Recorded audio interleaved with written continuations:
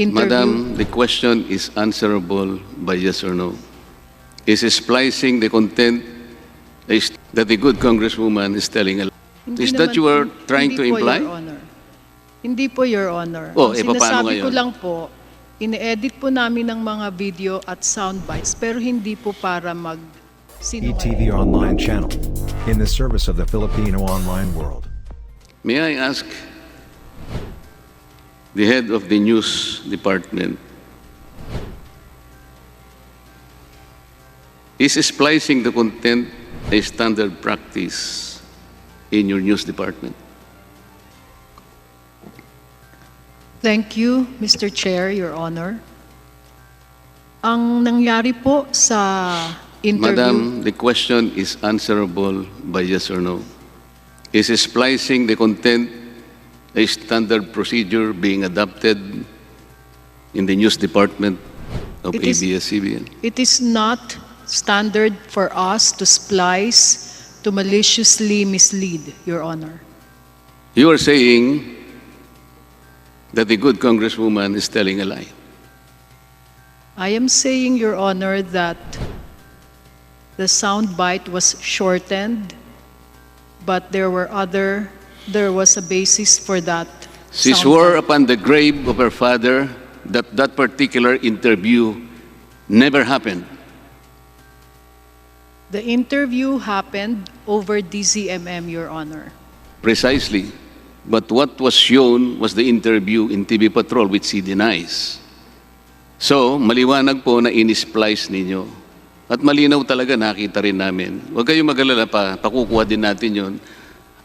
At siguro lalo nating malilinawan yon. Ang sinasabi lang natin dito, sana magpakatapat na kayo, mulat-mula pa kasi sinasabi na namin ito. Kung hindi po standard ang splicing ng content, sinasabi po ninyo, nagsisinungaling ang aming kasama rito. Is that you are trying to imply? Your Honor. Hindi po, Your Honor. Oh, Ang paano sinasabi ko ngayon? lang po, ine-edit po namin ng mga video at sound bites, pero hindi po para magsinungaling o mag-mislead sa aming storya. May I repeat that? That particular interview never existed according to her. Pinipilit nyo, it existed, and you edited the content. Either you are implying that the good congresswoman is lying, or you are thinking of something else. No, Your Honor. Ang practice po kasi, minsan nag-i-interview po kami sa ibang platforms and then gagamitin po yon sa mas maikling version sa ibang programa. Yun po ang nangyayari doon. But if the motivation is to deceive the public into believing that she did apologize to a particular organization na hindi naman talaga nangyari, ang biktima rito yung publiko. She was at the sick bed of her father. Nakita niya yon. Masakit, hindi ba? Ito yung pinag-uusapan natin. And then,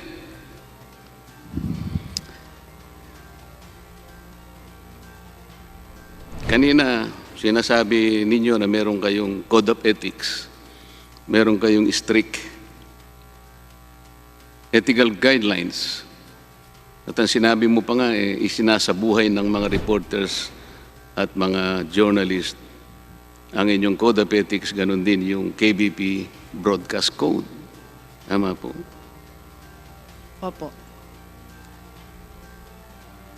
Alam niyo ba na habang ginaganap natin ang pagdinig dito sa kapulungan ito, I can remember, I think that's the first week of June, when one of your reporters texted me twice.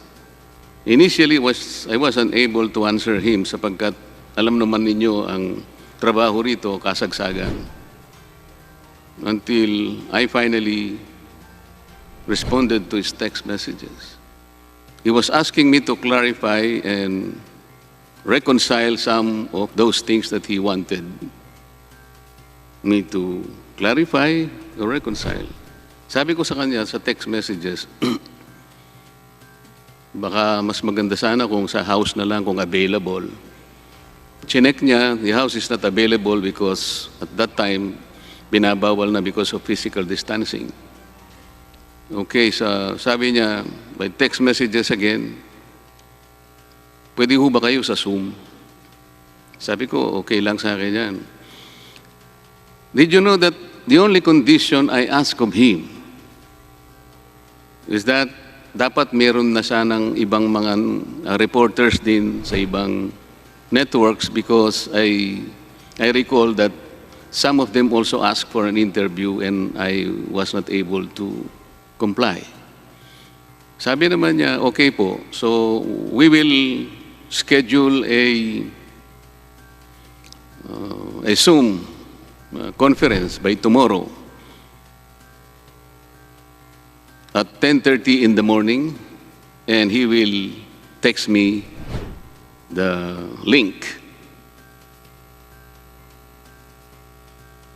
Siguro yan mga between 4 o'clock to 4:30 ng hapon. At about 7 o'clock in the evening, ayun, pumitada na siya. At ang sinasabi pa niya doon, parang ako pang may kasalanan na matagal na raw niya akong kinokontak, ayaw ko naman daw sumagot at ang gusto ko pa raw kinabukasan. Eh sino ba yung nagpilit na makipag-zoom sa akin, hindi ba siya? He practically suppressed that information na siya ang nag-alok sa akin na mag-zoom kami. At pumayag naman ako, believing that that is the best way to reconcile those things. Ganun pa man, bumanat na siya ng alas 7, was still waiting na baka naman matuloy pa yung 10:30 namin, naghihintay ako. At 9 o'clock, nag-text siya sa akin, nagsosorry, sabi niya, as after conferring with my bosses, sabi niya, hindi pala pwede kanya na makipag-zoom ako at saka yung ibang network sa mga politiko. Can you imagine? Alam mo ba, ang ginawa ko kauna-unahang pagkakataon is to reproduce those text messages. At yung umaga na yon, binigyan ko ng kopya si Mr. Carlo Katigbak. And to his credit, he apologized to me, believing that he will ask. Sinabi naman niya, hayaan niyo po pagsasabihan ko. Ang kinausap ko po is the President and CEO of ABS-CBN. Wala naman sigurong duda na gagawa niya ng paraan yun. Alam ba niyo yung nangyari, kinagabihan? Dinoble niya ulit. Kasama po yung isang angkor ninyo na tagabasa ng balita. At lalong naggrabe. Pinalilitaw nila na sa screen, doon sila marunong eh. Pinalilitaw nila that there were 5 franchise bills na ako ang principal author. Bago pa nangyari yun, nag-usap na sila ng aking chief of staff. Ang sabi ng aking chief of staff, to my recollection, sabi niya, wala pa kaming, kasi ang salita niya, pangunahing may akda, the principal author. Meron po akong kopya ng certification ng House of Representatives. Kung interesado po kayo, bibigyan ko po kayo ng kopya. Totoo po yun. Wala po akong iniakda kahit anong prangkisa. Kung prangkisa lang ang pag-uusapan. Nangyayari po na kung minsan ang pangalan ng bawat isa sa amin na ihahalo na parang co-authors. Kung minsan po, consolidated po yun. Somebody will move that all members present or the members of the franchise committee be made co-authors of this bill. Something that we cannot control. Ang ginawa niya sana, pumunta siya rito sa House of Representatives, kumuha ng certification. Alam po ninyo ang pinakamabuting ebidensya doon, yung initiatory bill. Kasi nakapirma po yun. May pirma ako doon kung sakasakali. Kung sakaling nirefile ng ibang kasama namin, makikita pa ninyo yung original kung sino naman yung nag-file nung una. Yun lang naman po ang pwedeng gawin niya. Ginawa po ba niya yun? Hindi. Ano po ba yung motive niya? Kasi po kasama ho ako rito na nire-revisa natin ang inyong prangkisa para siguro sa kanya nakagagawa siya ng mabuti para sa ABS-CBN. Kaya niya ginawa yun. Ngayon, ang sabi niyo kanina, kayo ay merong code of ethics at saka strict ethical guidelines. Bakit hindi po niya sinabi sa inyo na siya mismong nag-alok sa akin na mag-Zoom kami at ako naman ay pumayag? Pagkatapos babaligtarin niya na matagal na raw akong kinakausap, ang gusto ko pa raw yung araw ng kinabukasan. Para bang ako pang may kasalanan. Inalok na nga po ako pang gagawing kasalanan. Tingnan po ninyo itong binasa ninyo kanina, Madam Ging Reyes. Yung slide number 9, ang sabi nyo rito, at the news division level, we have a standards and practices unit that likewise ensures our journalists adhere to our own code of ethics and observe the highest professional and ethical standards. Kabaligtaran po ito sa ginagawa ng inyong mga reporters. Ito pa po, just like those in government, journalists and the news media operate as trustees of the public. Tama naman sana yun eh. As such, our first loyalty is to the citizens. Tama rin po yun. And our primary obligation is to the truth. Tama rin yun.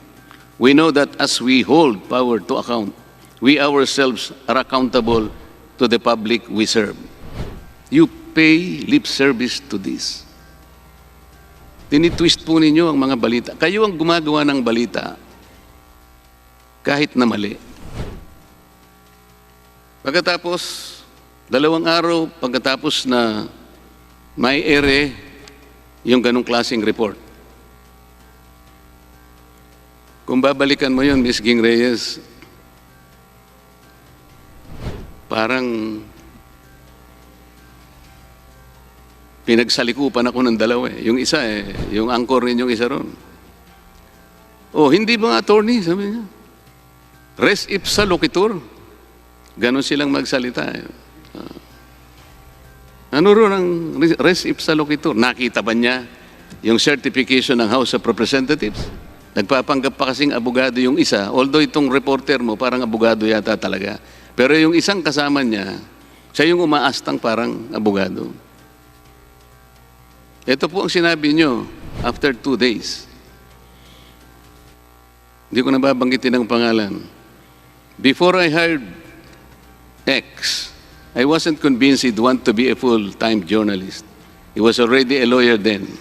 He was young and promising and a reporter's job didn't exactly pay well. I warned him that he must get used to the long, unrewarding hours, unscheduled events, chaotic days, sleepless nights, and have to train first, pound the beat, and work with demanding colleagues. 5 years later, he's proved to be one of our most reliable and thorough journalists. He has truly found this calling, and we're fortunate to have him among our ranks of fearless truth tellers. I'm proud of you, blah, blah, blah. Did you serve the public well in doing this?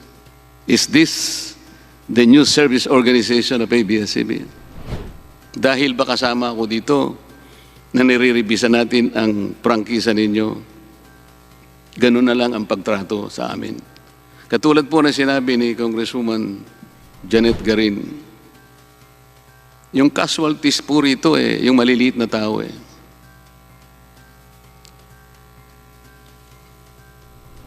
Meron kayong pananagutan na paglingkuran ninyo sila. Sabi ninyo, totoo naman yun Paano po sila makapagdidesisyon sa buhay nila kung yung pinakakain nating balita sa kanila ay kabalintunaan, puro kabaligtaran?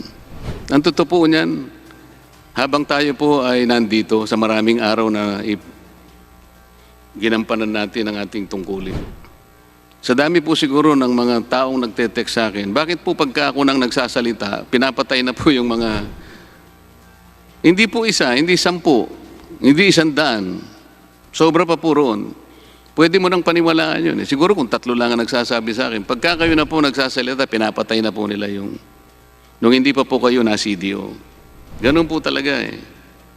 Pagkatapos sasabihin natin sa tao, paglilingkuran po natin sila ng totoo. Kabaligtaran po, Madam Ging, Reyes. You want to react?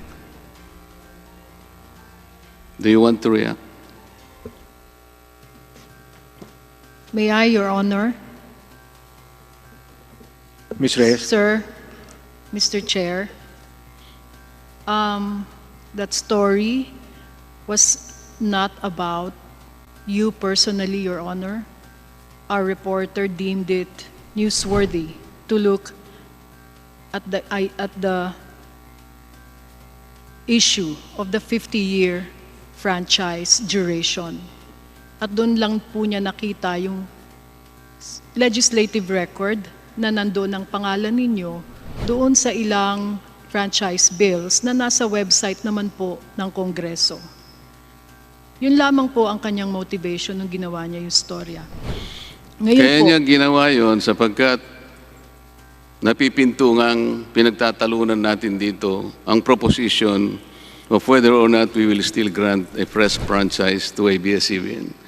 Kaya niya ginawa yun, hindi last year, hindi 2 years ago, hindi 5 years ago, sapagkat nakabinbin nga ang usapin ng prangkisa. So gusto niyang tingnan kung consistent ako sa aking advocacy, kaya niya ginawa yun. Ang problema lang, Ms. Ging Reyes, sana hindi sa website siya bumasi muna. Yung website kasi kung minsan ina-update. Sabi ko nga sa iyo kanina, nagiging practice na kasi rito yung mga kasama namin, mag-move sila na the members present, kung minsan hindi mo naman maririnig yun, lalo na po kung dito na ginawa, tapos na po sa second reading, somebody will move that the members of the franchise committee be made authors or co-authors of this bill. Eh kung wala naman po ako ron, paano ko namang makukontrol yun? Kaya yun po ibig nating sabihin. Pero in the interest of fair reporting and honest reporting na sinasabi nyo, sinusunod ninyo ang inyong code of ethics, hindi mo mas maganda na pumunta siya sa aming index division dito. Makakakuha po siya eh. Yung pong initiatory bill ang sinasabi ko sa inyo na kung saan pipirma roon ang isang miyembro ng House of Representatives. Doon po niyo matutukoy kung siya talaga ay principal sponsor. may I respond? Maano po ba yun? Masyado po bang malaking bagay para sa isang reporter para maging ganap na makatotohanan sa pagganap niya ng tungkulin? Kayo naman po eh. Napalusutan pa rin niya kayo. Kaya sasabihin ninyong, he has truly found this calling. And we are so fortunate to have him among our ranks of fearless truth tellers. Masakit po yun eh.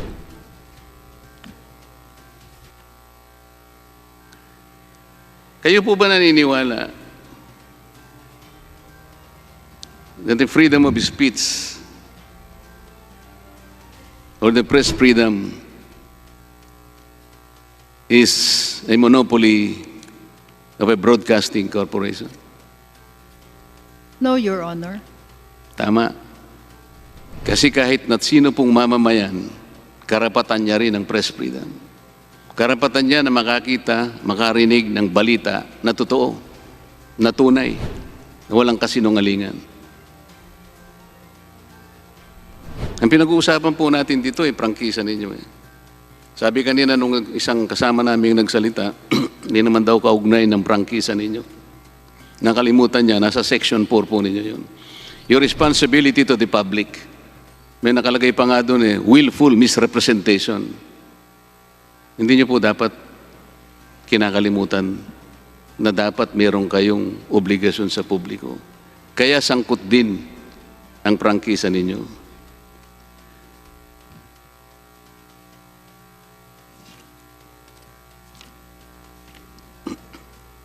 Ang sabi po ninyo ay balanse, objective. Bigyan ko po kayo ng halimbawa.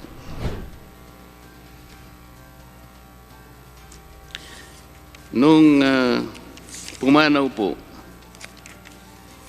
si dating secretary, hindi secretary, yung pong head ng Securities and Exchange Commission, si Attorney Perfecto Yasay.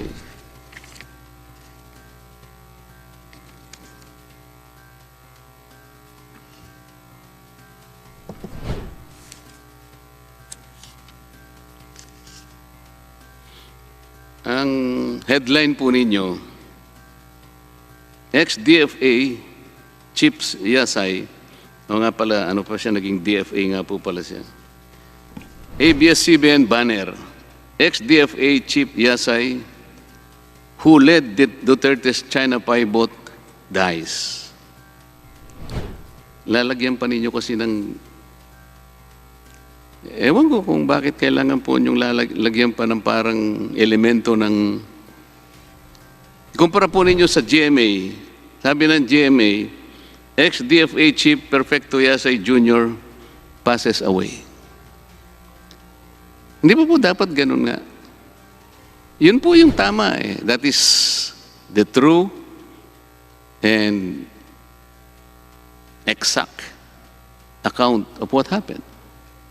Pero ilalagyan mo pang who led Duterte's China pivot dies. What is the reason for this?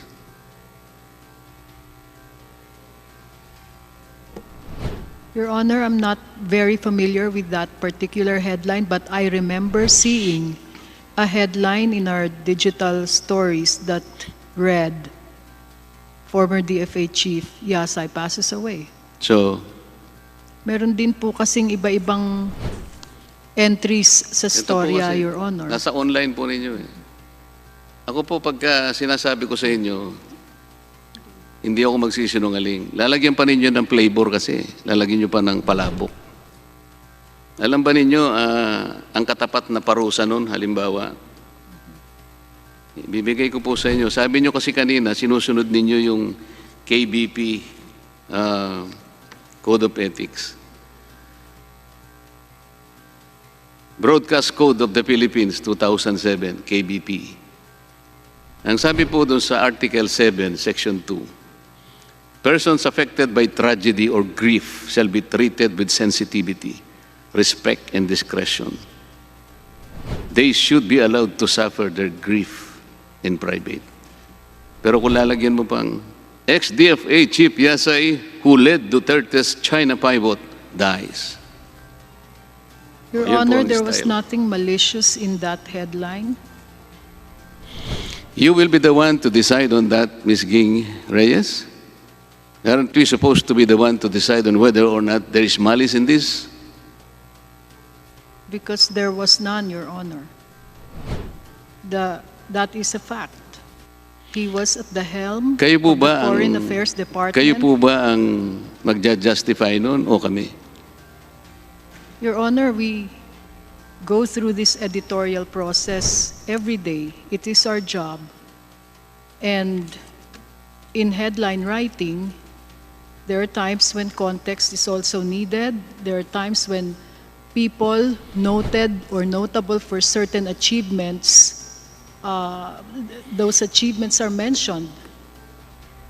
It is not necessarily a negative thing, Your Honor. Napaka-basic lang po ng comparison na sinabi ko. Namatay po yung ex-DFA head.